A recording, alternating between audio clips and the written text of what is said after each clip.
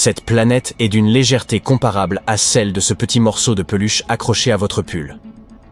Dans le jargon scientifique, elle est désignée sous le nom de WASP 193b, mais appelons-la la planète Barbe à Papa. Elle se trouve à environ 1200 années-lumière de notre système solaire. Bien que nous ne puissions jamais l'observer directement, les chercheurs affirment que la planète Barbe à Papa est essentiellement la cousine plus grande et plus rebondie de Jupiter, avec une masse supérieure de 50%. Sa densité extrêmement faible, associée à d'autres facteurs comme une température élevée et la luminosité infrarouge de son étoile hôte, lui confère un caractère particulier. On peut avoir un gros plan, s'il vous plaît? Merci. Observez à quel point elle semble duveteuse. Vous comprenez donc qu'il serait impossible de se tenir à sa surface. De toute façon, il est rare de croiser une planète telle que WASP 193b lors d'un événement astronomique. Ces planètes peuvent paraître duveteuses parce qu'elles sont chauffées par leur étoile mère, gonflant comme une guimauve ayant trop côtoyé le feu. Cependant, étant donné la proximité avec leur étoile et leur composition principalement faite d'un mélange hydrogène-hélium, elles ne conservent pas longtemps leur aspect duveteux. C'est comme essayer de tenir un ballon en plein ouragan. Les exoplanètes comme celle-ci, toutes moelleuses, sont plutôt rares, mais il existe aussi WASP 107b, qui semble tout aussi spongieuse. Celle-ci se situe à 200 années-lumière de nous, et elle réside dans la constellation de la Vierge. D'un certain point de vue, on pourrait dire que cette planète imite la Terre. Elle contient de l'hélium, et son atmosphère renferme du dioxyde de soufre. Bien qu'il y ait une certaine ressemblance, WASP 107b possède une densité plus comparable à celle d'une guimauve. Cela signifie que nous pouvons examiner son atmosphère plus aisément que nous ne le pourrions avec une planète plus massive, comme Jupiter. Les scientifiques ont été stupéfaits lorsqu'ils l'ont observé à travers le télescope spatial James Webb et sa caméra MIRI. Ils ont découvert des nuages constitués de silicates, ou autrement dit, de sable. Imaginez plutôt des châteaux de sable dans le ciel.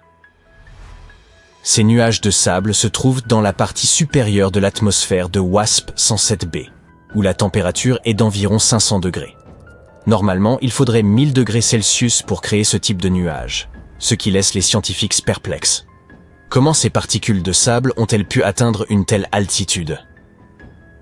Il semblerait que WASP 107b possède son propre cycle de l'eau, mais avec des silicates brûlants au lieu d'H2O. Les particules de silicate sont transportées vers les niveaux supérieurs par un mécanisme cosmique, se refroidissent, se regroupent en nuages, puis retombent sous forme de bruine de silicate. Toutefois, personne ne se prépare à affronter ce genre de tempête de sable avec de la crème solaire. Voici maintenant la famille des planètes Kepler, située dans le système stellaire Kepler 51. Ce trio cosmique se trouve à environ 2400 années-lumière de nous. Bien qu'elles paraissent gigantesques, leur densité est comparable à celle de votre collation préférée. Encore une fois, il s'agit de Barbe à Papa. Les scientifiques ont analysé la composition de ces planètes aériennes. Ils pensent maintenant qu'il s'agit de vastes ballons de gaz constitués principalement d'hydrogène et d'hélium, avec une épaisse couche de brume de méthane. Il semble également que ces planètes pourraient être en train de subir une réduction de taille cosmique. Abordons maintenant une planète appelée Mascara 5b. Non, ce n'est pas un tube de maquillage trouvé dans le tiroir de votre mère. Les scientifiques affirment qu'il s'agit de l'une des planètes les plus chaudes jamais découvertes.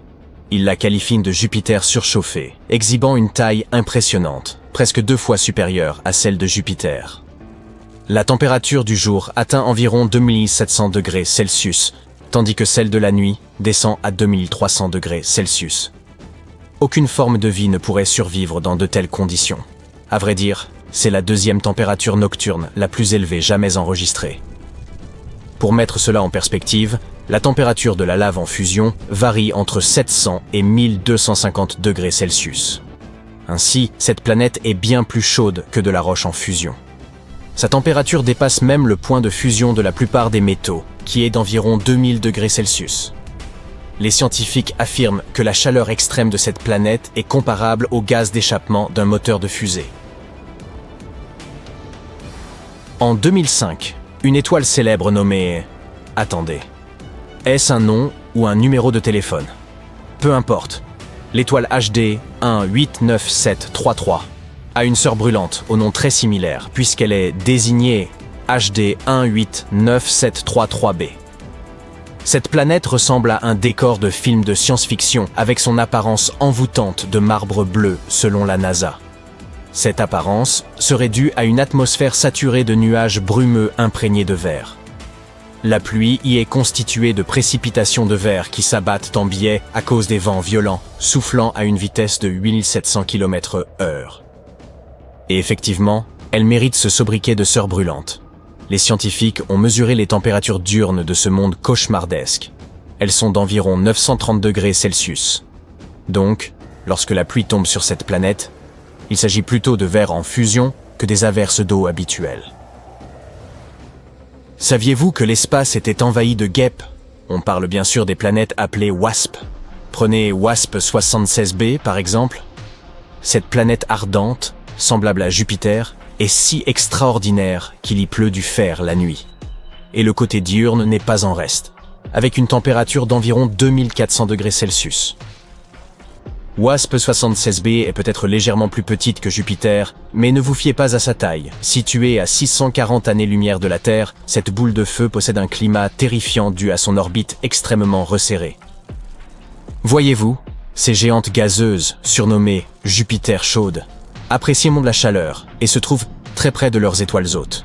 Dans le cas de WASP 76b, elle est presque 10 fois plus proche de son étoile que Mercure ne l'est de notre Soleil. Cela laisse cette planète rebelle verrouillée par effet de marée, avec un côté baigné d'une lumière éternelle tandis que l'autre est plongé dans une obscurité perpétuelle. 55 Cancri E est un véritable joyau. C'est l'une des super-terres les plus fascinantes jamais observées. Les scientifiques pensèrent d'abord qu'elle était si riche en carbone que son cœur devait être orné de diamants, grâce à une pression extrême et une température brûlante de 2700 degrés Celsius. Mais les chercheurs ont tempéré cet engouement pour les diamants, révélant qu'il s'y trouvait en réalité moins de carbone que prévu. Après tout, les diamants ne sont pas aussi rares et chers qu'on le suppose, ils sont simplement commercialisés ainsi. Notre dernière destination aujourd'hui est JJ 1214b, située à 40 années-lumière de la Terre.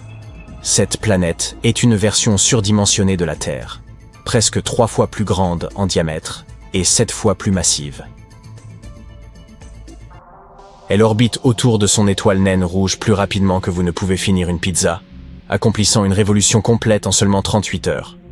Ce n'est pas seulement la taille ou l'orbite de cette planète qui la rend extraordinaire. Avec des températures avoisinant les 230 degrés, c'est aussi un endroit brûlant. Mais ce qui est vraiment incroyable, c'est que cette planète est pratiquement submergée par l'eau. Les températures extrêmes et les pressions énormes sur JJ 1214b créent des matériaux fascinants, comme la glace chaude et l'eau superfluide. La superfluidité se produit dans l'hélium liquide à des températures extrêmement basses. Sur Terre, l'eau ne peut pas devenir superfluide, car cela nécessite une température ridiculement basse et une pression hors norme. Et même si vous pouviez en produire, de toute façon, cela ne vous servirait pas à grand-chose. Vous finiriez simplement déshydraté.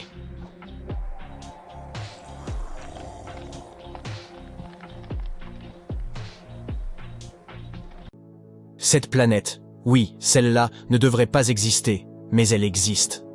Récemment découverte, elle tourne autour d'une étoile beaucoup plus petite et moins lumineuse que notre Soleil, et pourtant, elle est énorme. Une étoile aussi minuscule n'aurait pas pu la créer.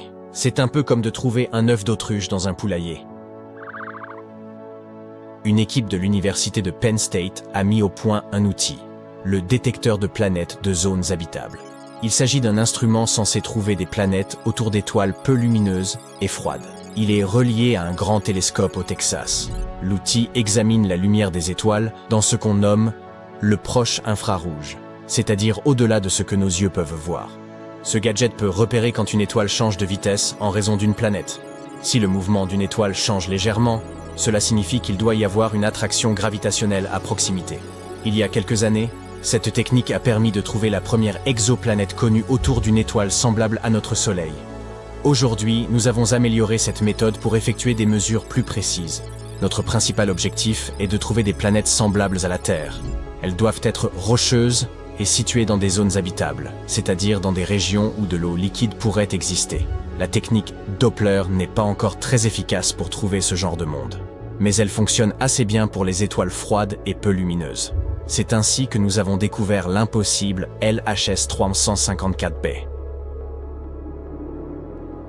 Les planètes se forment généralement dans des disques de gaz et de poussière.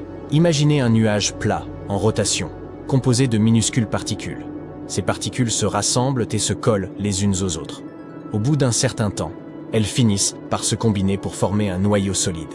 C'est ainsi que commence une planète. Une fois que le noyau est là, il attire davantage de poussière et même des gaz, par exemple de l'hydrogène et de l'hélium. Mais il n'est pas facile de créer une planète de cette manière. Il faut énormément de choses, de la masse et des matériaux. Ce processus porte le nom d'accrétion du noyau. Les étoiles sont d'une aide précieuse dans ce processus. Normalement, les grandes étoiles ont une gravité importante, ce qui leur permet d'accumuler tous les matériaux nécessaires à la formation des planètes. Mais l'étoile que nous avons découverte récemment n'est pas très grosse. Elle est 9 fois plus petite que notre Soleil. Une étoile aussi petite ne devrait pas avoir un disque suffisamment grand pour permettre la formation d'une planète lourde. Pour cela, son disque aurait dû être au moins 10 fois plus grand. Mais cette planète lourde, LHS 354b, existe bel et bien. Cette mystérieuse planète est 13 fois plus lourde que notre Terre. Sa taille est similaire à celle de Neptune. Elle se trouve à une 50aine d'années-lumière de nous, dans la constellation d'Hercule, ce qui, en termes spatiaux, est très proche. La planète est également très proche de son étoile. Elle accomplit une année en presque 4 jours. Cette découverte a conduit les scientifiques à revoir leurs idées sur la façon dont naissent les planètes et les étoiles. De nouvelles théories voient le jour, comme celle de l'instabilité gravitationnelle. Selon cette théorie, au lieu de s'assembler petit à petit, la matière du disque s'effondre d'un seul coup, créant immédiatement une planète. Mais même avec cette théorie, il est difficile d'expliquer comment une planète aussi lourde peut se former sans un disque vraiment massif. Il nous faudra du temps pour faire la lumière sur tout ça. Ce n'est pas la première planète qui nous fait douter de nos théories. Récemment, les scientifiques ont découvert une autre planète appelée Ala. Cette planète est en orbite autour d'une étoile appelée Baekdu. Et, tout comme la précédente, elle ne devrait pas vraiment exister. Elle est beaucoup trop proche de son étoile. Les étoiles changent beaucoup au cours de leur vie. Normalement, une étoile devient grosse lorsqu'elle se prépare à quitter ce monde. C'est ce qu'on appelle le stade de la géante rouge. Une telle étoile a tendance à détruire ou à repousser les planètes voisines, créant un énorme désordre. Puisqu'elle tourne autour d'une géante rouge, Ala aurait dû être avalée ou détruite il y a bien longtemps. Mais elle est toujours là. Baekdu a déjà commencé à brûler de l'hélium et est devenue plus petite que prévu. Mais Ala n'a pas l'air de s'en soucier. Les scientifiques appellent Ala la planète interdite. Sa découverte remet en question ce que nous pensions de la survie des planètes à proximité d'étoiles vieillissantes. Et nous disposons de 2 théories. Selon la première, Baekdu était autrefois composé de 2 étoiles, une naine blanche et une géante rouge. Ala était en orbite autour des deux, et elles ont fusionné avant que la géante rouge ne prenne toute son ampleur. Si Ala a pu survivre, c'est en raison de l'hélium supplémentaire de la naine blanche qui a empêché la géante rouge de croître excessivement. Selon la seconde théorie, Ala se serait formée à partir des débris créés lors de la fusion des 2 étoiles. Dans ce cas, Ala serait une planète très jeune en orbite autour d'une étoile âgée. Les astronomes continuent à étudier Ala et à chercher d'autres planètes de ce type. Une autre planète bizarre, du nom de LTT 9769b, nous effraie un peu car elle est trop brillante. Cette planète reflète 80% de la lumière de son étoile. Les miroirs ordinaires réfléchissent entre 85 et presque 100% de la lumière, ce qui signifie que cette mystérieuse planète doit avoir l'aspect d'un miroir rugueux, avec des reflets d'aluminium ou d'argent. Cette planète aussi fait la taille de Neptune. Elle est située à 260 années-lumière de nous et a été découverte par la sonde TESS de la NASA. Elle effectue une rotation complète autour de son étoile en seulement 19 heures. Elle est très proche de son étoile et donc extrêmement chaude, atteignant des températures avoisinant les 2000 degrés Celsius. Normalement, les planètes aussi proches de leur étoile perdent leur atmosphère et se transforment en roches nues. Mais celle-ci a joyeusement décidé de n'en faire qu'à sa tête. Cette fois, nous connaissons le secret de sa survie. Elle la doit à de brillants nuages métalliques composés de verre et de sel de titane. Ces nuages font pleuvoir du titane sur la surface chaude de la planète. Ils réfléchissent énormément de lumière, ce qui empêche la planète de devenir trop chaude et de perdre son atmosphère. Un peu comme un bouclier miroir. La taille de cette planète a également surpris les scientifiques. Elle est bien plus grande que la Terre. Généralement, les planètes qui sont si proches de leur étoile sont soit des géantes gazeuses très grosses, soit de petites planètes rocheuses. Eh bien, cette planète est une petite géante gazeuse. Les scientifiques ne s'attendaient pas à ce qu'elle survive si près de son étoile. Il s'agit de la planète la plus brillante jamais découverte, plus brillante encore que Vénus. Malgré son apparence, elle n'est probablement pas adaptée à la vie en raison de ses températures extrêmes et de ses étranges pluies métalliques. Enfin, notre dernier cas de figure est une planète appelée WASP-107b. Les scientifiques l'ont découverte à l'aide du télescope spatial James Webb. Elle est située à environ 200 années-lumière de la Terre, dans la constellation de la Vierge. Elle est elle aussi très rapide. Elle boucle une orbite autour de son étoile en seulement 6 jours. Il s'agit d'une exoplanète de type Super-Neptune. Elle ressemble à Jupiter par certains aspects, notamment par sa taille et ses températures très élevées. Mais la principale différence est qu'elle est beaucoup plus légère, plus faible et moins dense. C'est la planète la moins dense que nous ayons découverte jusqu'à présent. Après quelques recherches supplémentaires, nous avons également découvert qu'elle possède une queue composée d'hélium, qu'elle dégage lors de son transit. Elle perd lentement son atmosphère en raison du rayonnement ultraviolet extrême de son étoile. Et ainsi sa queue ressemble en tout point à celle d'une comète duvetteuse. Mais ce n'est là que le début. La faible densité de cette planète, son aspect pelucheux, a permis aux astronomes d'étudier son atmosphère en détail.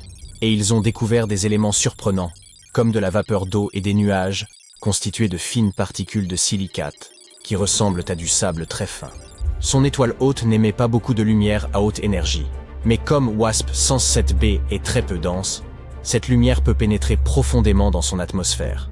Il en résulte du dioxyde de soufre, cette odeur qui se dégage lorsque vous grattez une allumette. En d'autres termes, il s'agit d'une planète duveteuse sur laquelle il pleut du sable et qui sent l'allumette. Les chercheurs pensent que les nuages de sable dans son atmosphère se forment de la même manière que les nuages sur Terre. Ils contiennent simplement des particules de sable au lieu de gouttelettes d'eau. Ces gouttelettes de sable se condensent, tombent, se transforment en vapeur de silicate dans les couches chaudes de la planète, puis remontent pour former à nouveau des nuages. Mais cette planète n'a pas pu se former à l'endroit où elle se trouve. Selon les astronomes, elle s'est probablement rapprochée de son étoile peu à peu, attirée par une voisine plus lourde. Et elle suit une orbite rétrograde, c'est-à-dire qu'elle tourne dans le sens inverse de la rotation de son étoile. Toutes ces découvertes modifient la façon dont nous comprenons les planètes et leurs atmosphères. Et ainsi, nous pouvons mieux comprendre les mystères de notre propre système solaire. Nous pourrions nous rapprocher de la découverte d'une planète énorme et glacée par-delà l'orbite de Neptune. Et désolé, Pluton, ce n'est toujours pas toi. Récemment, une cartographie de l'univers utilisant les données d'un télescope hawaïen a éliminé environ 78% des emplacements possibles de ce mystérieux U8 Charlie de l'espace. Certains l'appellent planète 9, tandis que d'autres préfèrent planète X. Quoi qu'il en soit, elle est sujette à controverse depuis que son existence a été suggérée pour la première fois. Et c'est principalement dû au fait qu'aucune étude jusqu'à présent n'est parvenue à répondre à la grande question. Existe-t-elle vraiment? Si elle devait être découverte, la planète 9 serait classée comme la 5e plus grande planète de notre système solaire, avec une masse 10 fois supérieure à celle de la Terre. On pense également qu'elle serait gazeuse, tout comme Uranus. Une étude initiale de la planète 9, datant de 2016, suggère que cette nouvelle planète colossale aurait une orbite 20 fois plus éloignée du Soleil que Neptune, qui se situe à environ 4,5 milliards de kilomètres. En conséquence, la planète 9 mettrait entre 10 000 et 20 000 ans pour accomplir une seule orbite autour du Soleil. Si son existence était prouvée, ce monde encore inconnu dominerait une région plus vaste que n'importe quelle autre planète connue dans notre voisinage cosmique. Toutes ces hypothèses sont bien intrigantes, mais sans la moindre preuve ou observation permettant de les étayer. Avant de les rejeter comme de simples suppositions farfelues, il est important de noter que les chercheurs se sont appuyés sur des modèles mathématiques complexes et des simulations informatiques pour spéculer sur les caractéristiques de cette planète. Parce que c'est ça que font les scientifiques. L'existence de cette hypothétique planète expliquerait diverses interactions mystérieuses observées au-delà de Neptune. Nous parlons spécifiquement de la ceinture de Kuiper, une immense région en forme d'anneau, remplie de débris glacés datant de la formation du système solaire, y compris des comètes et des planètes naines comme Pluton. Ce qui se passe, c'est que les 6 objets les plus éloignés dans la ceinture de Kuiper présentent des orbites elliptiques, qui sont toutes orientées vers une direction similaire de l'espace physique et inclinées d'environ 30 degrés vers le bas par rapport au plan orbital de nos 8 planètes connues. Ce qui n'est pas anodin, c'est que malgré leurs vitesses d'orbite distinctes autour du Soleil, ils conservent cet alignement. La probabilité qu'un tel concordance se produise par hasard est extrêmement faible, environ 0,007%. Ainsi vient la théorie de la planète 9. Un corps céleste massif hypothétique qui offre une explication plausible à cet étrange phénomène, en exerçant potentiellement une attraction gravitationnelle qui façonne ses orbites. La théorie initiale n'a pas fait long feu face à des accusations de biais d'observation et d'erreurs de calcul. Puis, en 2017, une autre étude a émergé, ravivant l'idée que peut-être, après tout, la planète 9 se trouverait bien là quelque part. Cette fois, des astronomes espagnols ont tenté une approche innovante, en se concentrant sur l'observation d'objets transneptuniens extrêmes. Ces corps célestes orbitent autour du Soleil dans des trajectoires elliptiques très étirées, avec des distances moyennes excédant les 22 milliards de kilomètres. Leurs recherches suggèrent que la distance entre les nœuds orbitaux de ces objets et le Soleil pourrait nous fournir des indices sur l'emplacement de la planète 9. Voyez-vous, ces nœuds sont les points où l'orbite d'un corps céleste entrecroise le plan du système solaire. Lorsque ces objets atteignent un tel point, ils sont plus susceptibles d'interagir avec d'autres corps célestes du système, qui peuvent provoquer des changements significatifs dans leurs orbites, voire même des collisions. Alors, si la trajectoire de ces objets transneptuniens extrêmes reste stable, tout va bien. Mais si ce n'est pas le cas, eh bien, c'est un signe qu'autre chose, quelque chose de gros, perturbe leur orbite. Et c'est exactement ce que cette étude a découvert. Il y a quelque chose d'invisible là-bas, qui dévie ces objets de leur route, et ce quelque chose pourrait être une planète 3 à 400 fois plus éloignée du Soleil que ne laisse la Terre. À ce jour, l'étude des objets transneptuniens extrêmes est la preuve la plus tangible que nous ayons de l'existence de la planète 9. Et si vous n'êtes toujours pas convaincu par cette théorie, sachez que des mouvements étranges comme ceux-ci ont déjà conduit à la découverte de planètes par le passé. Neptune, par exemple, a été repéré parce que le mouvement d'Uranus ne correspondait pas tout à fait aux prédictions de la gravité newtonienne. Mais cette déviation de son orbite pouvait s'expliquer si elle était causée par l'attraction d'une planète encore inconnue. Et c'est ainsi que nous avons découvert Neptune. Avançons jusqu'en 2021, et le débat persiste autour de la mystérieuse planète 9. Après avoir révisé quelques vieilles suppositions, les études penchent désormais pour l'idée que cette planète accomplirait une révolution autour du Soleil tous les 7000 ans. C'est une nouvelle de taille, car cela signifie que cette planète pourrait être plus proche que nous ne le pensions, ce qui faciliterait sa détection par nos télescopes. L'étude suggère également qu'il y aurait 99% de chances pour que les orbites décalées de ces objets lointains soient toutes dues à cette planète invisible, et non pas à une simple coïncidence cosmique. À présent, les chances que cette anomalie tout entière ne relève que du hasard se trouvent nous réduites à 1 sur 250, ce qui est nettement mieux qu'une chance sur 10 000, comme en 2016. Tous ces chiffres optimistes nous ont amenés là où nous sommes aujourd'hui, à garder espoir et à développer un meilleur matériel afin de poursuivre la traque de la planète 9. Comme mentionné plus tôt, des chercheurs à Hawaï ont créé une sorte de carte au trésor, en ayant recours au télescope de relevé panoramique et à son système de réponse rapide, pour éliminer 78% de ces emplacements possibles. C'est une très bonne nouvelle, compte tenu de la difficulté qu'il y a à trouver une aiguille planétaire dans une botte de foin cosmique.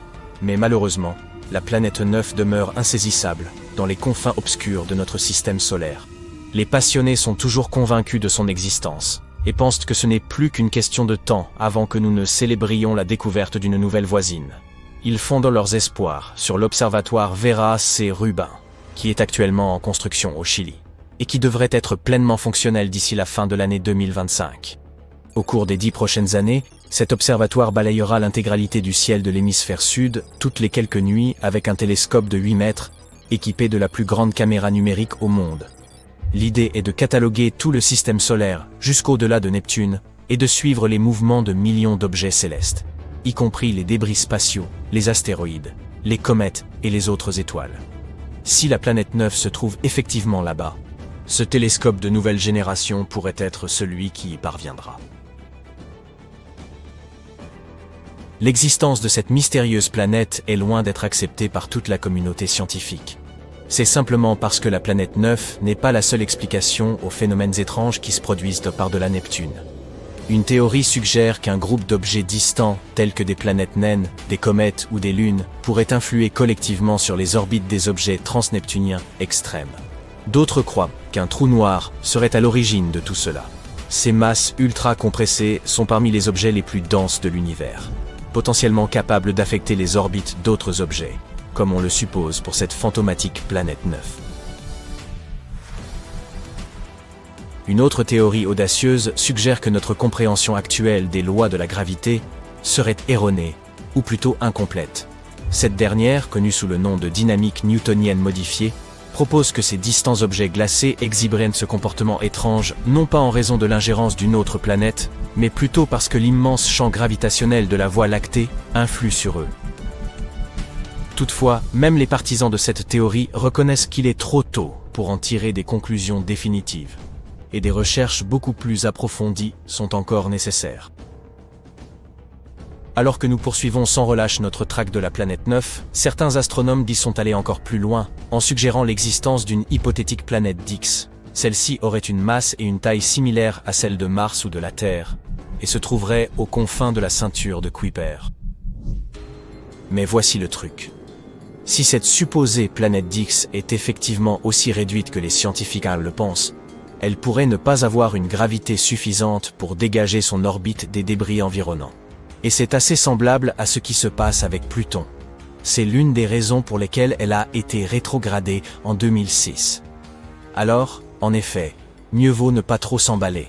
Cette prétendue planète Dix pourrait finir par être classée comme une autre planète naine. Une nouvelle super-Terre a récemment été observée par des astronomes, et elle suscite un grand intérêt. Cette planète, désignée sous le nom de TOA 715b, a une taille équivalente à 1,5 fois celle de notre Terre, ce qui justifie son appellation de super-Terre. De plus, elle se trouve relativement proche de nous, à seulement 137 années-lumière. Pour mettre cela en perspective, la majorité des exoplanètes se situent à plusieurs centaines d'années-lumière, tandis que les objets célestes fascinants tels que les trous noirs et les nébuleuses se trouvent généralement à des milliers d'années-lumière de nous. Pourrait-elle donc être habitable? La zone habitable représente une estimation des régions où une planète pourrait présenter des conditions favorables à l'existence d'eau liquide. Cela se réfère à une distance spécifique de l'étoile, où les températures sur la planète devraient être tolérables. Toutefois, cette estimation n'est pas très précise, car elle dépend de divers facteurs, tels que le type d'étoile, la capacité de réflexion de la planète, ainsi que sa taille, parmi tant d'autres. De plus, être situé dans cette zone ne garantit pas la présence d'eau. La planète doit également posséder une atmosphère appropriée ainsi que d'autres conditions favorables. Pour remédier à cela, une définition plus stricte a été établie en 2014, la zone habitable conservatrice. Ce terme plus précis désigne les meilleures candidates susceptibles de présenter de l'eau liquide. Sinon, nous risquerions de rencontrer un trop grand nombre de planètes potentiellement habitables, qui, en réalité, ne le sont pas. La ZHC est déterminée par la quantité d'énergie qu'une planète reçoit de son étoile par rapport à celle de la Terre. Si une planète tellurique reçoit entre 40 et 85% de cette énergie, elle est considérée comme se trouvant dans la ZHC, indépendamment de sa distance par rapport à son étoile. Ces planètes présentent une probabilité plus élevée d'être habitables. Et en effet, TOA 715b se trouve dans cette zone. Cette super-Terre gravite autour d'une étoile de type M, également connue sous le nom de naine rouge. Cette étoile est beaucoup plus petite et moins chaude que notre Soleil, représentant environ un quart de sa taille et de sa masse. Toutefois, si cette planète se situe dans la zone habitable, elle constitue en réalité une option plus propice à la vie, car les naines rouges vivent bien plus longtemps que notre Soleil, qui est une naine jaune. Cela signifie également qu'elle dispose de plus de temps pour permettre l'émergence de petites formes de vie. De plus, cette naine rouge est plus ancienne que notre étoile. Notre astre est vieux de 4,6 milliards d'années, tandis que cette étoile en compte 6,6. environ à quelques centaines de millions d'années près. Cette étoile présente peu d'activité magnétique, ce qui la rend sans danger. Elle ne connaît pas de fortes éruptions comme les jeunes naines rouges. Ces éruptions peuvent être extrêmement puissantes et risquent d'endommager les planètes en arrachant leur atmosphère. Bien que certaines planètes en orbite autour d'elle présentent des atmosphères moins denses, il semble que cette naine rouge ait déjà atteint un état de stabilité. Ces naines rouges constituent actuellement des cibles privilégiées dans la recherche de planètes susceptibles d'abriter la vie. Notre super-Terre est extrêmement proche de son étoile et accomplit une orbite en seulement 19 jours.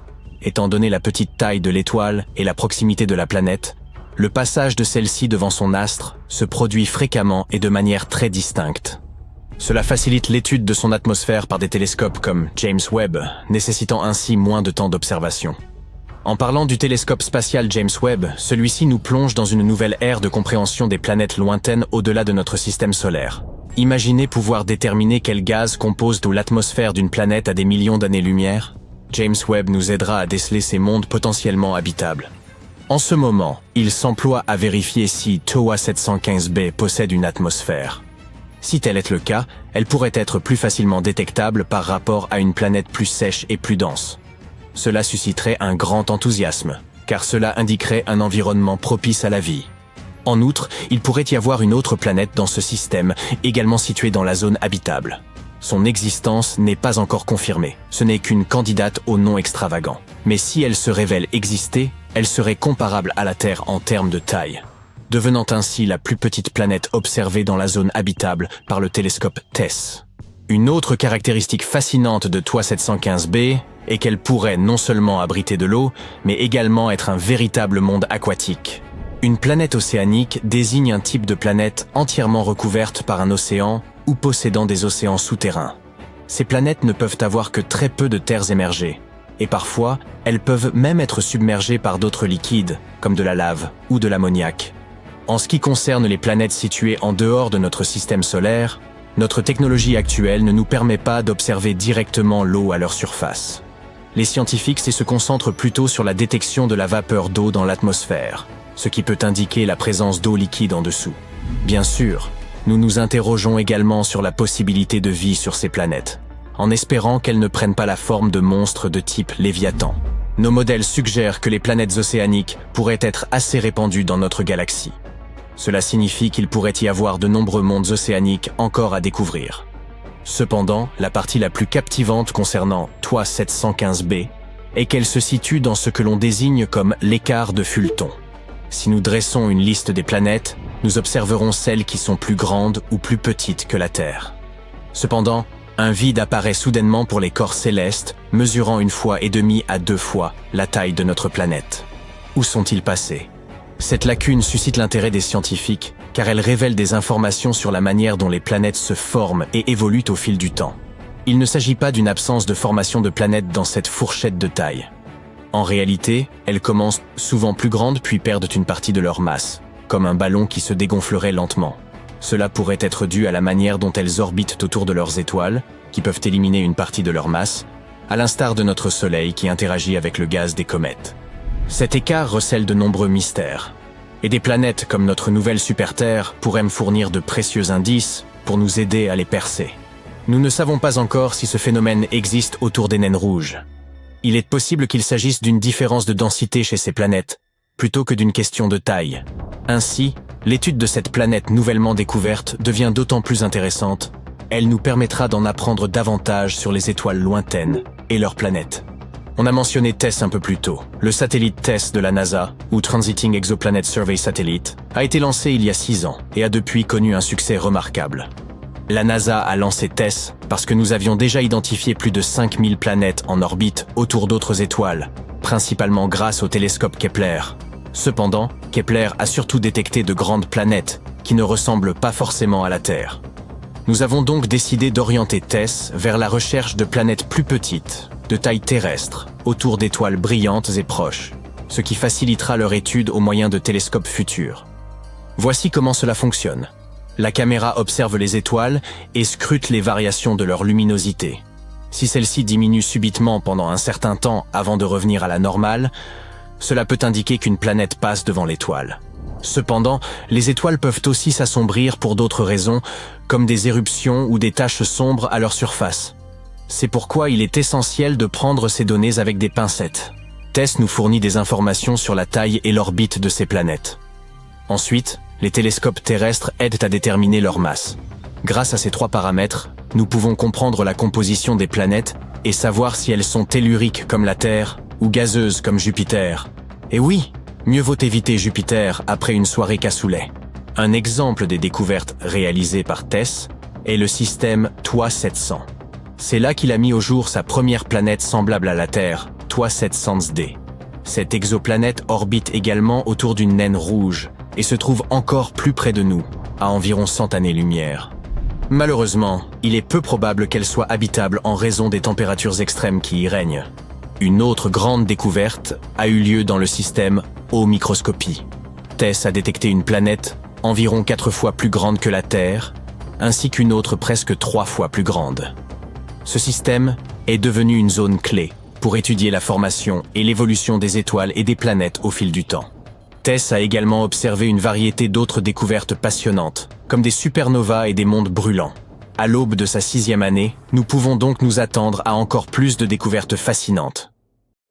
Si vous adoptez une vue d'ensemble des États-Unis, vous pourriez apercevoir des symboles étranges, ressemblant à des codes barres, gravés sur le pavage. Ne vous inquiétez pas. Ce ne sont ni des codes QR de surveillance, ni des artefacts anciens.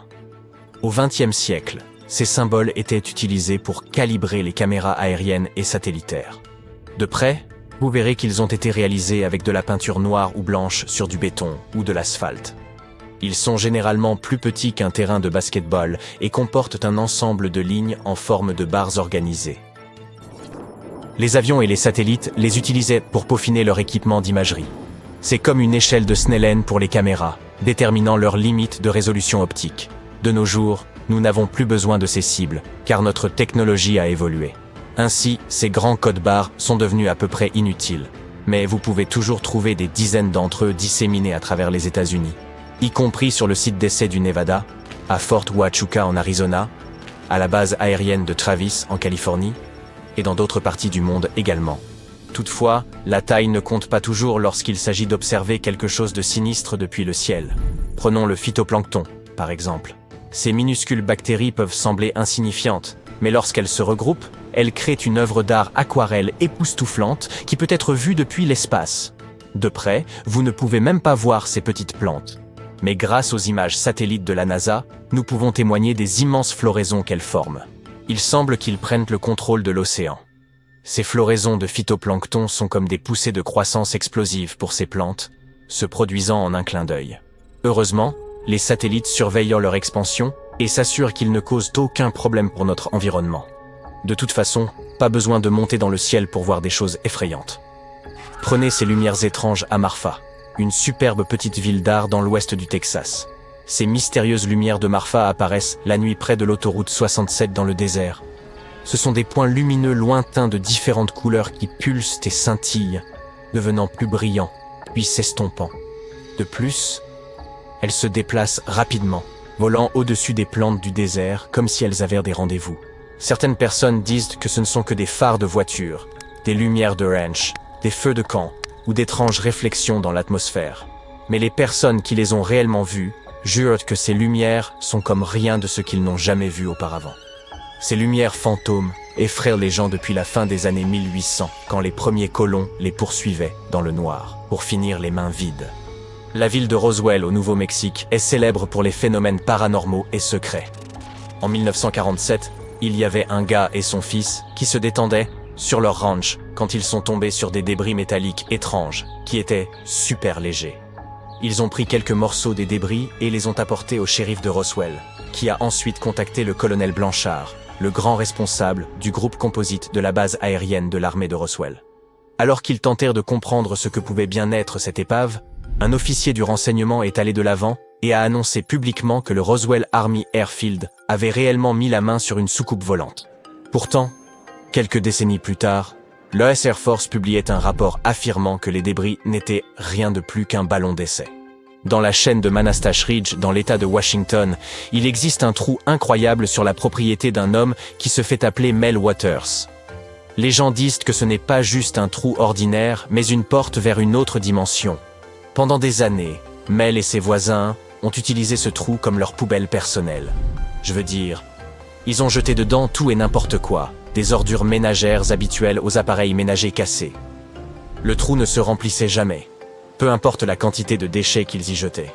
Mais ce gouffre sans fond avait aussi des phénomènes effrayants.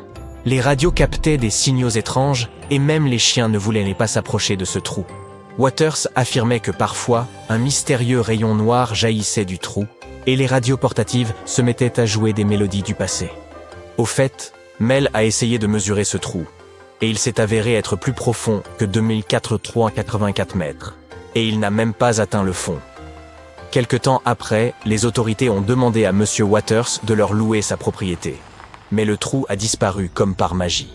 Jusqu'à ce jour, personne n'a pu retrouver ce trou mystérieux et déconcertant. Un autre lieu paranormal sur notre liste est appelé le Ranch Skinwalker dans le comté de Winter, Utah. Cette propriété de 512 acres a été témoin de plus d'une centaine d'incidents étranges.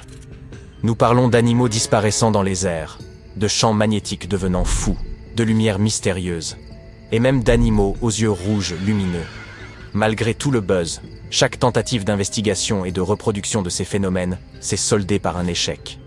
Certains sceptiques pensent que les propriétaires actuels inventent ces histoires parce que les propriétaires précédents n'ont jamais mentionné quoi que ce soit d'extraordinaire.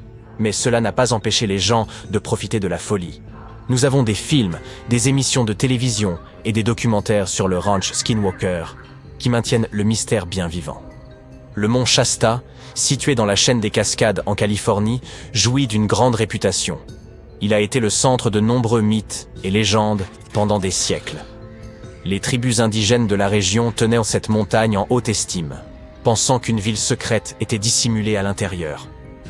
Ils croyaient que cette ville renfermait toutes sortes de choses extraordinaires, comme des tunnels complexes, remplis de joyaux étincelants et de trésors. En 1904, un prospecteur britannique prétendit avoir découvert un village souterrain lors de l'exploration d'une montagne. Il affirmait avoir trouvé de l'or, des artefacts anciens et même des momies géantes. Mais voici le rebondissement.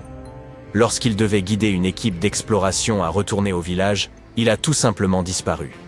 Certains pensent qu'il y avait vraiment un village dans le mont Shasta, mais qu'il est abandonné depuis longtemps. D'autres, cependant, croient qu'une civilisation avancée habite encore cette montagne. Si vous n'êtes pas prêt à dépenser de l'argent pour voyager afin de voir des endroits effrayants, ouvrez simplement Google Maps. Ce service a beaucoup à offrir en termes de frissons. Commencez par les lignes de Nazca, d'immenses géoglyphes qui se détachent dans le désert péruvien. Vous verrez toutes sortes de formes, des araignées, des spirales, des oiseaux, tout ce que vous pouvez imaginer. Cependant, vous ne pouvez les voir que d'en haut, par exemple, depuis un avion ou un drone. Ce qui est bizarre, c'est qu'ils sont là depuis bien avant que les humains ne commencent à explorer le ciel. Comment diable sont-ils arrivés là? Eh bien, il n'y a pas de version plausible, c'est toujours un mystère. Une autre destination sur Google Maps que vous devez absolument visiter est la ville fantôme de Rhyolite. Découvrez ces sculptures super effrayantes, situées juste à la limite de la vallée de la mort au Nevada. Laissez-moi vous raconter l'histoire folle et incroyable de la naissance de Rhyolite en 1904. En fait, un jour, beaucoup d'or a été découvert dans cette région. La nouvelle s'est répandue comme une traînée de poudre, et des foules de gens ont commencé à affluer vers Rhyolite. Les choses bougeaient là-bas. Ils avaient tous les incontournables d'une ville animée. Un glacier, une école, des banques, et même une usine de glace. Mais la chance en a décidé autrement. Les choses ont pris un tournant. La panique financière de 1907 a frappé, et c'était comme une fête de déflation à l'envers. Les gens ont commencé à partir, et en 1920, il ne restait que 14 personnes là-bas. De nos jours, si vous vous promenez à Rhyolite, vous verrez des sites impressionnants. La route principale vous mène devant ces banques en ruine qui étaient autrefois remplies d'or. Rhyolite est également célèbre pour sa maison faite de plus de 50 000 bouteilles. Paramount Pictures est même intervenu pour la restaurer en 1925 parce qu'ils ont réalisé que Rhyolite était l'endroit parfait pour filmer. Il y a un endroit secret qui est strictement interdit aux touristes, les archives secrètes du Vatican. Pourtant, vous pouvez le visiter sans quitter votre canapé douillet. Il suffit d'utiliser Google Maps. On dit que cette bibliothèque pourrait détenir la clé de phénomènes paranormaux sérieux. Alors, si vous êtes prêt pour une aventure qui combine histoire, art et un soupçon d'intrigue extraterrestre, la Cité du Vatican et ses archives secrètes devraient définitivement figurer sur votre liste de voyages à faire. Il semble que les scientifiques aient découvert un objet étrange dans l'espace, et ils ne savent pas exactement s'il s'agit d'une étoile ou d'une planète. Ce que nous savons, c'est qu'il est situé à 1400 années-lumière de nous, ce qui nous amène à nous interroger sur ce que nous pensions savoir de l'univers. Permettez-moi d'expliquer le dilemme. Nous pouvons déterminer si un objet est une étoile ou une planète en fonction de sa masse ou de la quantité de matière qu'il contient. Les étoiles ont une masse importante, ce qui leur confère une forte gravité qui les comprime fortement. Cette compression crée des températures élevées à l'intérieur, et par conséquent, elles brillent de mille feux. Les planètes ont une masse moins importante et leur gravité est donc plus faible. Elles ne subissent pas la même compression et n'ont donc pas les températures élevées des étoiles. Si les planètes brillent, c'est parce qu'elles reflètent la lumière de leur étoile, comme notre belle Terre le fait avec notre Soleil. Eh bien, cette étrangeté se situe entre les deux. Nous considérons qu'il s'agit d'une naine brune, soit un type particulier de proto-étoile gazeuse de grande taille. Les naines brunes ressemblent généralement à Jupiter en termes d'atmosphère, mais elles sont beaucoup plus grandes, avec un diamètre de 13 à 80 fois supérieur. Si une naine brune possède une masse plus de 80 fois supérieure à celle de Jupiter, alors elle peut commencer à brûler de l'hydrogène, comme le fait toute étoile. C'est comme ça que brillent les astres du ciel. Mais normalement, les naines brunes ne sont pas aussi chaudes que les étoiles. Leur incapacité à brûler de l'hydrogène leur a même valu le surnom d'étoiles ratées. Elles brûlent à environ 2200 degrés Celsius, ce qui est plus froid que la plupart des étoiles. Mais cet objet défie la norme. Sa température atteint la barre incroyable des 7700 degrés Celsius. Mettons cela en perspective. Le jour le plus chaud de l'histoire a été enregistré dans la vallée de la mort, en Californie, il y a plus de 100 ans, avec une température de 57 degrés Celsius. Les gens de l'époque ont dû avoir l'impression de fondre avec tout ce qui les entourait. Imaginez maintenant que vous vous rapprochiez du Soleil, comme si vous voyagiez vers Vénus. Vénus peut atteindre la température insensée de 460 degrés Celsius. Mais il n'y a pas que la distance qui compte. Mercure est la planète la plus proche du Soleil, mais elle est plus froide que Vénus. Si Vénus est si chaude, c'est à cause de l'effet de serre. Saviez-vous qu'il y a très longtemps, Vénus aurait pu être un endroit où il faisait bon vivre, ou du moins, elle aurait pu abriter des formes de vie. Mais à un moment donné, elle a commencé à piéger du dioxyde de carbone, et elle a fini par créer un épais brouillard qui ne laisse pas la chaleur échapper. C'est pourquoi il est si difficile de l'explorer. La sonde qui a réussi à passer le plus de temps sur Vénus n'a tenu que 2 heures. C'est quand même plus long que ce que je peux faire au travail. Après, je fonds. Alors oui, vous arrivez au Soleil. Sa surface brûle à la température incroyable de 5500 degrés. Et ce qui est fascinant, c'est que cette étrange étoile brune dont nous parlions est plus chaude encore que ça. Certes, elle n'est pas plus chaude que le cœur du Soleil, dont la température peut atteindre 15 millions de degrés Celsius, mais il est tout de même très impressionnant et inhabituel qu'une naine brune soit aussi chaude. C'est du moins ce que tout le monde pensait, jusqu'à ce que l'on se rende compte de la raison de ce phénomène. La naine brune est remarquablement proche d'une autre étoile, qui, elle, entre dans la catégorie des naines blanches. Elles sont si proches l'une de l'autre que notre mystérieuse brunette effectue une orbite autour de sa blanche amie en seulement 2 ou 3 heures. Comme nous serions vieux là-bas. Comme elles sont très proches, elles sont en état de verrouillage gravitationnel, comme la Lune et la Terre. Cela signifie que cette naine brune présente toujours une seule de ses faces à sa naine blanche. L'autre face est toujours dans l'obscurité. Pour cette raison, notre naine brune n'est surchauffée que d'un seul côté. C'est donc cette face éclairée qui nous a déroutés, alors que la température de sa face nocturne correspond à ce que l'on attend d'une naine brune. Mais ces conditions extrêmes ne dureront pas longtemps. Une température aussi élevée fait que les molécules de son atmosphère se désagrègent en atomes individuels, et au fur et à mesure que ces molécules se fragmentent, notre naine brune disparaît lentement.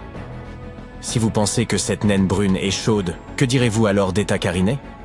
Il s'agit d'une étoile située à environ 7500 années-lumière de la Terre, dans la constellation de la Carène.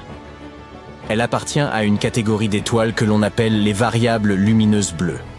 Un astronome l'a remarquée pour la première fois au XVIIe siècle, mais à l'époque, ce n'était qu'une étoile ordinaire de luminosité moyenne.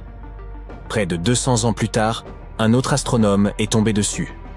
Mais cette fois, il s'agissait d'une étoile très brillante, l'une des plus brillantes du ciel. Quelques années après ça, elle a atteint son plus haut niveau de luminosité lors d'un événement majeur appelé la Grande Éruption. À ce moment, l'étoile était facilement visible dans notre ciel nocturne. Elle libérait une surprenante quantité de lumière, aussi importante que celle émise lors de l'explosion d'une supernova. Et elle est restée ainsi pendant quelques années, ce qui n'est pas le cas des étoiles qui explosent. Lorsque la fête a atteint son apogée, elle a décidé qu'il était temps de tirer sa révérence. Mais elle hésite encore un peu, ce qui signifie qu'elle est toujours en vie, mais qu'elle est moins lumineuse qu'avant. Il existe également une nébuleuse autour d'Eta Carinae. Il s'agit d'une coquille de gaz et de poussière qui s'est formée lors de la Grande Éruption. Elle a même bloqué une partie de la lumière de l'étoile. Eta Carinae est un système stellaire binaire. Autrement dit, deux étoiles orbitent l'une autour de l'autre. L'une d'entre elles a une température d'environ 14 700 degrés. L'autre de 34 650.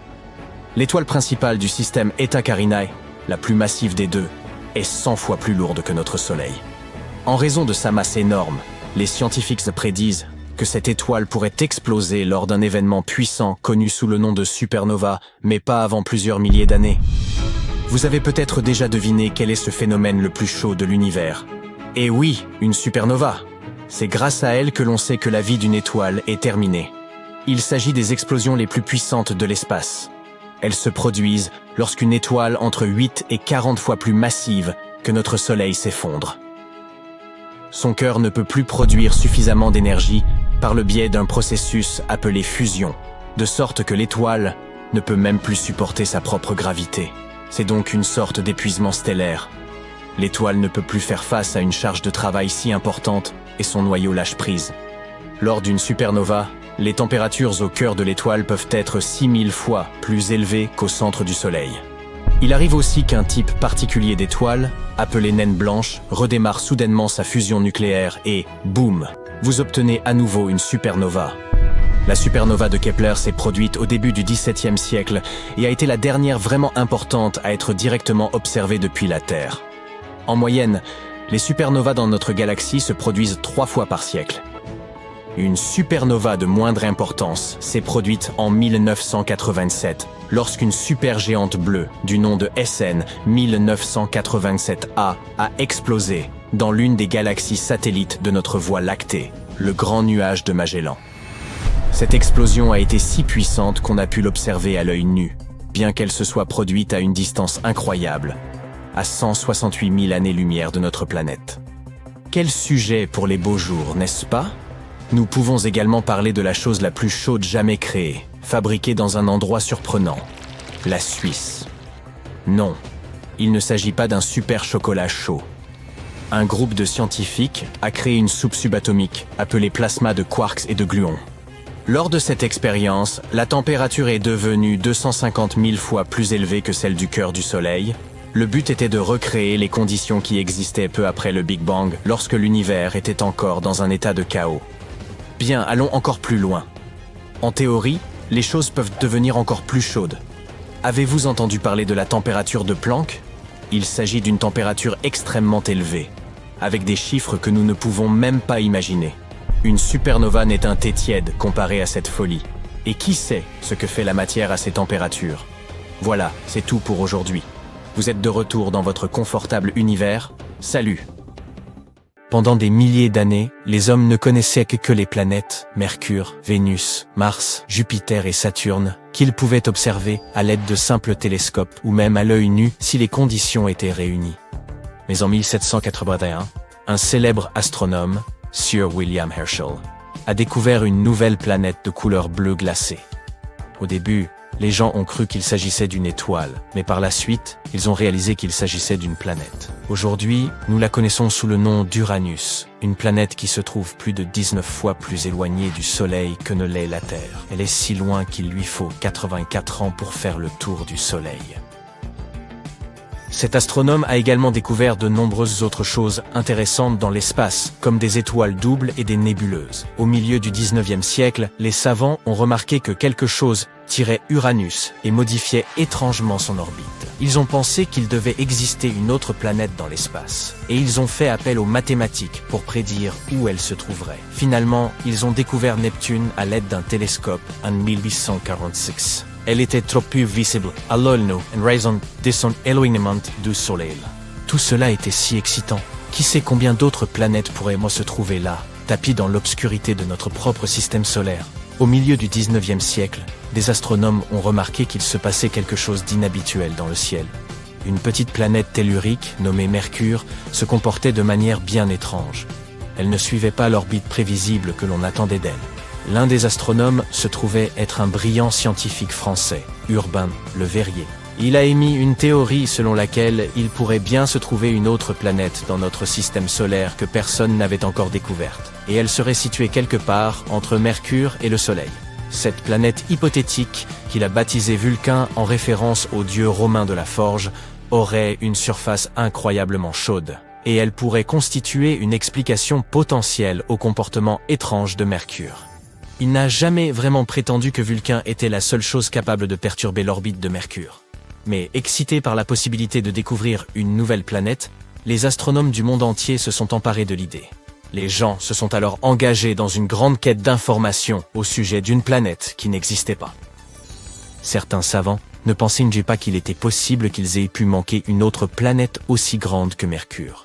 Il aurait été difficile de ne pas la remarquer jusqu'à ce moment. Mais il y existait une infime chance qu'une planète plus petite existe à l'intérieur de l'orbite de Mercure et qu'elle soit trop proche du Soleil pour que quiconque puisse la voir. Selon une théorie, elle se trouverait à environ 13 millions de kilomètres du Soleil.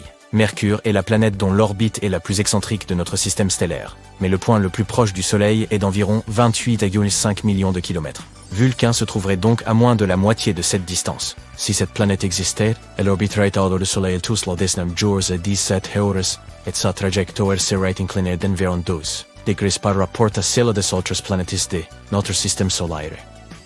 La position de Vulcain, à son point le plus éloigné du Soleil, serait encore trop proche de celui-ci pour être vue à l'œil nu, même au crépuscule. La seule chance de voir Vulcain serait lors d'une éclipse solaire, ou lorsqu'elle passerait elle-même devant l'astre, ce qui, selon cette théorie, se produirait 2 à 4 fois par an. Selon cette même théorie, la mystérieuse planète était si proche du Soleil qu'elle ne pouvait être vue que lors d'une éclipse solaire totale, lorsque la Lune bloquait l'aveuglement du Soleil. Ainsi, à chaque éclipse, les astronomes scrutaient le Soleil dans l'espoir d'apercevoir Vulcain. Ils ont eu beau essayer, mais quoi qu'ils fassent, ils n'ont jamais pu trouver cette mystérieuse planète. Certains astronomes affirmaient l'avoir repérée lors d'éclipses, mais personne n'a jamais pu le confirmer ou en apporter la preuve. La théorie de Vulcain a peu à peu sombré dans l'oubli.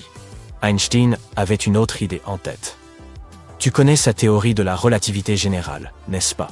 C'est là qu'il a affirmé que la gravité n'était pas une sorte de force naturelle, mais le résultat de la courbure de l'espace-temps, due à la présence de corps spatiaux supermassifs, comme les planètes et les étoiles.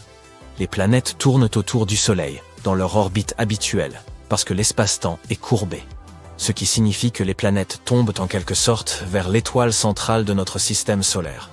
Et Einstein a tenté d'expliquer l'orbite inhabituelle de Mercure, à l'aide de sa propre théorie de la relativité. Contrairement aux autres planètes de notre système solaire, l'orbite de Mercure n'était pas circulaire. Au lieu de cela, elle semblait osciller légèrement, comme si une force invisible l'attirait. Selon Einstein, ce phénomène aurait pu être dû à la gravité colossale de notre Soleil qui courbe la fabrique de l'espace-temps autour de lui. Selon lui, il était possible que cela modifie légèrement l'orbite de Mercure. Il aura fallu un certain temps à la communauté scientifique pour éprouver cette théorie, mais elle s'est finalement imposée comme l'explication la plus plausible. Bien que la théorie d'Einstein ait fourni une explication plus élégante à l'étrange orbite de Mercure, certains scientifiques continuaient à croire en Vulcain. il était d'autant plus difficile d'abandonner l'idée que Mercure est également la planète la plus difficile à observer d'où nous nous trouvons. Et par la suite, de plus en plus de chercheurs ont commencé à accepter la théorie d'Einstein en dépit de leurs convictions. Puis, ils ont attendu une éclipse solaire totale, afin de tester la théorie de la relativité d'Einstein, et non plus à cause de Vulcain. Vulcain n'est d'ailleurs pas la seule planète hypothétique dont tout le monde ait un jour parlé. Depuis l'ère moderne, certains estiment qu'une planète mystérieuse pourrait se tapir dans la partie extérieure de notre système solaire. Mais celle-ci a plus de chances d'exister. Personne ne l'a encore observée directement, mais des simulations informatiques montrent que cette prétendue planète 9 ou planète X se trouverait probablement quelque part au-delà de Neptune. Neptune et la planète X pourraient être de taille similaire. Cette dernière pourrait donc être 10 fois plus massive que la Terre et orbiter autour de notre Soleil en suivant une courbe elliptique, qui serait en moyenne 20 fois plus éloignée du Soleil que Neptune. Une année pourrait y durer entre 10 000 et 20 000 années terrestres. À titre de comparaison, une année sur Neptune dure 165 années terrestres. Un objet de cette taille, se déplaçant par-delà Neptune, pourrait expliquer les orbites étranges de certains objets dans la ceinture de Kuiper. Cette ceinture est la zone de notre système solaire qui se situe au-delà de Neptune et de son orbite. On y trouve très probablement de nombreux astéroïdes, des comètes et d'autres corps plus petits, principalement constitués de glace. Il existe une autre planète hypothétique, baptisée Nibiru. Tu te souviens de ces rumeurs de fin du monde en 2012 ? L'un des scénarios les plus populaires était celui de Nibiru qui, d'après certains, était censé frapper notre planète à la fin de l'année. Bien sûr, rien ne s'est produit, nous sommes toujours là, mais l'idée de Nibiru semblait intéressante. Ces histoires ont commencé en 1976, lorsqu'un homme du nom de Zecharia Sitchin a mentionné Nibiru dans son livre « La 12e planète », affirmant qu'elle orbitait autour du Soleil tous les 3600 ans.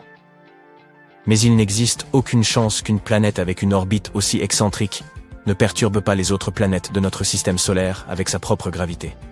Et si elle s'approchait vraiment si près de la Terre en 2012, nous étions censés pouvoir la distinguer à l'œil nu.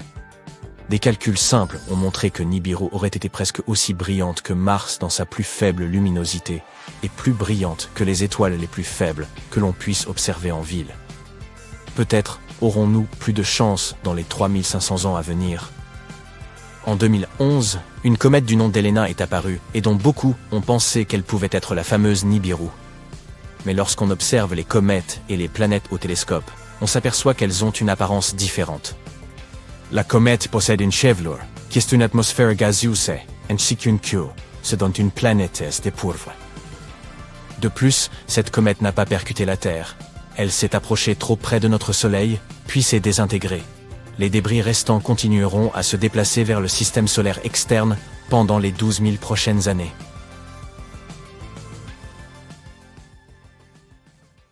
Laisse-moi te raconter une petite histoire. Dans un système stellaire très très lointain, à 2600 années-lumière pour être plus précis, se trouve une exoplanète baptisée Kepler 1658b. C'est une géante gazeuse semblable à notre Jupiter. Mais ce qui la différencie de Jupiter, c'est que cette pauvre planète est condamnée. Elle se dirige en spirale vers son étoile mère, ce qui finira par provoquer une brûlante collision. Mais le plus intéressant, les astronomes seraient restés totalement ignorants de ce fait s'il n'y avait pas eu un tout petit indice. Il s'agissait d'un changement absolument minuscule dans l'orbite de cette planète. Et il serait passé complètement inaperçu si les astronomes n'avaient pas comparé plus d'une décennie de données collectées par différents télescopes. Concrètement, les astronomes ont observé cet exo-Jupiter passer entre notre planète et son étoile mère une fois toutes les 2 semaines au cours des 13 dernières années. Et ils ont constaté que l'orbite de la planète était de plus en plus réduite. Chaque année, Kepler 1658b a besoin de 131 millisecondes de moins pour effectuer une révolution autour de son étoile. Si cette tendance se poursuit, la planète entrera certainement en collision avec son astre dans 2,5 millions d'années. Même avant cette découverte, des simulations informatiques prédisaient déjà que certaines planètes pourraient finir par s'écraser sur leur étoile. Mais c'est la première fois que les astronomes ont acquis une preuve concrète d'une pareille issue, en mesurant des changements presque imperceptibles dans l'orbite d'un corps céleste. Ils savent maintenant avec certitude ce qui se passe lorsqu'une planète s'apprête à s'écraser sur son étoile, même si nous ne serons probablement pas là pour en être témoins. Mais laisse-moi t'en dire un peu plus sur cette planète condamnée. Elle a été découverte par le télescope spatial Kepler de la NASA, aujourd'hui hors service. Lancé en 2009, il avait pour mission de trouver des planètes en orbite autour d'autres étoiles, appelées exoplanètes. Et la toute première exoplanète repérée par le télescope a été la géante gazeuse dont nous venons de parler. Mais il aura fallu une dizaine d'années aux astronomes pour confirmer que ce corps spatial était bien une exoplanète. Cet astre est comme une version plus dense de Jupiter, prend l'équivalent de 6 Jupiters en termes de matière, presse-les en une boule environ 1,1 fois plus grosse, et voilà le travail. La planète est en rotation synchrone avec son étoile mère, ce qui signifie qu'elle effectue un tour complet chaque fois qu'elle achève une révolution autour de l'étoile. Par conséquent, c'est toujours le même côté de la géante gazeuse qui fait face à cette dernière. C'est la même chose que pour notre Lune. Notre satellite naturel est en verrouillage gravitationnel avec la Terre, c'est pourquoi nous ne voyons que la moitié de sa surface. Qu'est-ce qui attire inexorablement l'exo-Jupiter vers son étoile ? Eh bien, c'est le même processus qui éloigne la Lune de la Terre. Lorsqu'une Lune se trouve en orbite autour d'une planète, ou qu'une planète est en orbite autour d'une étoile, leurs forces de gravité interagissent et exercent une attraction sur la masse de l'autre. C'est ce qui provoque les marées sur Terre. Cette attraction libère de l'énergie et elle peut faire accélérer ou ralentir un objet. Dans le premier cas, le corps spatial s'éloignera peu à peu. Dans le second, il commencera à se rapprocher. Et c'est exactement ce qui arrive à cette géante gazeuse. Son étoile mère a une masse 1,5 fois supérieure à celle de notre Soleil. Il n'est donc pas étonnant que ces forces de marée ralentissent progressivement le mouvement de la planète, l'attirant vers l'intérieur. Tout cela semble assez tragique, mais cette collision potentielle n'est pas, et de loin, la chose la plus bizarre qui se produise dans l'espace. Penchons-nous sur d'autres cas. Bételgeuse, par exemple, une géante rouge située dans la constellation d'Orion, a commencé à s'assombrir en 2019. Et cela a déconcerté les astronomes. À ce moment-là, l'étoile avait déjà enflé pour atteindre des proportions phénoménales. Si elle devait remplacer notre Soleil, sa surface s'étendrait bien au-delà de l'orbite de Jupiter. Puis Bételgeuse est devenue moins lumineuse durant l'automne 2019, et ce processus s'est poursuivi jusqu'en février 2020. Les changements étaient perceptibles à l'œil nu, et pour cause, la luminosité de l'étoile avait chuté de 2/3. À ce moment, les astronomes étaient persuadés que Bételgeuse était sur le point d'exploser en une supernova. Ils ont continué à observer l'étoile, mais de façon inattendue, elle a retrouvé sa luminosité habituelle. Grâce au télescope spatial Hubble, les scientifiques ont compris que l'étoile avait éjecté une partie de sa matière et que celle-ci bloquait partiellement sa lumière. Que dirais-tu d'exoplanètes semblables à de la barbe à papa ? Il s'agit de planètes particulières situées en dehors de notre système solaire. Également surnommées super-puffs, elles ont la densité la plus faible jamais enregistrée, ce qui leur donne un aspect aérien et dufteux. Bien qu'elles ressemblent à la friandise la plus emblématique des parcs d'attractions, ces planètes sont absolument énormes. À bien y penser, les scientifiques découvrent sans arrêt des choses bien étranges dans l'espace. Certaines d'entre elles ressemblent juste à des taches floues. Mais il y a un type de ces taches qui ne s'apparente à aucun autre corps spatial connu. Les ORC, ou cercles radio étranges, ne sont visibles qu'au moyen de radiotélescopes.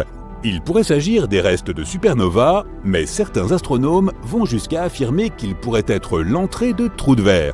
Il s'agit de tunnels hypothétiques entre deux points très éloignés dans l'espace. La mission Juno a remarqué quelque chose d'étrange dans la haute atmosphère de Jupiter. Cette manifestation inhabituelle consistait en des phénomènes lumineux transitoires bleutés, virevoltant au-dessus de la surface de la planète. Il s'agissait de deux types d'éclairs étincelants, qui se produisent pendant de courtes périodes de temps, quelques millisecondes tout au plus. Ils s'étendent de haut en bas vers la surface de la planète. Sur Terre, ces éclairs se produisent généralement à une hauteur de 100 km au-dessus d'orages massifs. Les planètes errantes ne tournent pas autour de leur étoile, peut-être parce qu'elles n'en ont tout simplement pas. Ces corps spatiaux flottent librement à travers l'univers et peuvent se retrouver littéralement n'importe où. Ils sont également assez difficiles à détecter, car les planètes errantes ne produisent que de faibles émissions. Mais il n'y a pas si longtemps, des astronomes ont repéré la plus petite planète errante de la Voie lactée. Elle est plus petite que la Terre, mais un peu plus grande que Mars. Les sursauts radio rapides sont des émissions spectaculaires d'ondes radio d'une durée de quelques millisecondes, sauf qu'ils recèlent autant d'énergie que notre Soleil en produit en plusieurs jours. La plupart de ces sursauts radio rapides proviennent de très loin, bien au-delà de la Voie lactée. Mais récemment, des astronomes en ont détecté quelques-uns provenant de notre propre galaxie. Et leur source était un magnétar situé à seulement 30 000 années-lumière de notre planète. Si elles existent, les pattes nucléaires sont la matière la plus solide de tout l'univers. Formée à partir des restes d'étoiles éteintes, cette substance est comprimée pour former des enchevêtrements de matière semblables à des spaghettis. Elles peuvent se briser, mais seulement si tu y appliquais 10 milliards de fois la pression nécessaire pour rompre l'acier. Il n'y a pas si longtemps, des chercheurs ont découvert que l'une des étoiles les plus massives de notre voûte céleste avait tout simplement disparu. Il s'agissait d'une étoile située à 75 millions d'années-lumière de la Terre. Normalement, c'est trop loin pour que les astronomes puissent y distinguer clairement des étoiles individuelles, à moins qu'elles ne soient énormes. Et l'étoile dont nous parlons l'était clairement. Elle brillait 2,5 millions de fois plus fort que notre Soleil. Les astronomes ont vu cette étoile pour la dernière fois en 2011. Ils ont décidé de l'examiner de plus près après quelques années, mais il était déjà trop tard. L'étoile avait disparu. Des étoiles aussi massives achèvent généralement leur existence dans des supernovas extrêmement lumineuses, mais les astronomes n'ont rien remarqué de tel. Il existe une théorie selon laquelle l'étoile se serait effondrée en un trou noir, sans produire de supernova au préalable. Ce phénomène se produit chez les étoiles en fin de vie, mais demeure extrêmement rare. Il y a les trous noirs et il pourrait y avoir aussi des mini-trous noirs, même si leur existence n'a pas encore été démontrée. Contrairement à leurs énormes cousins, ces hypothétiques mini-trous noirs pourraient être vraiment minuscules, soit pas plus gros qu'un atome. Leur masse pourrait varier, mais ces corps miniatures pourraient avoir la masse d'1 millier de voitures. Une théorie affirme qu'une immense quantité de micro-trous noirs aurait pu être créée juste après le Big Bang et le commencement de l'univers. Certains scientifiques vont même jusqu'à avancer que notre planète pourrait être traversée par 1 ou 2 mini-trous noirs tous les jours. À plus de 7000 années-lumière de la Terre se trouve la nébuleuse de l'Aigle, un jeune amas d'étoiles âgé de seulement 5,5 millions d'années. Le télescope spatial Hubble a réussi à prendre une photo de plusieurs formes sombres près du centre de cette nébuleuse. Il s'agit des piliers de la création, une région active de formation d'étoiles. Avoue quand même que ça a du style.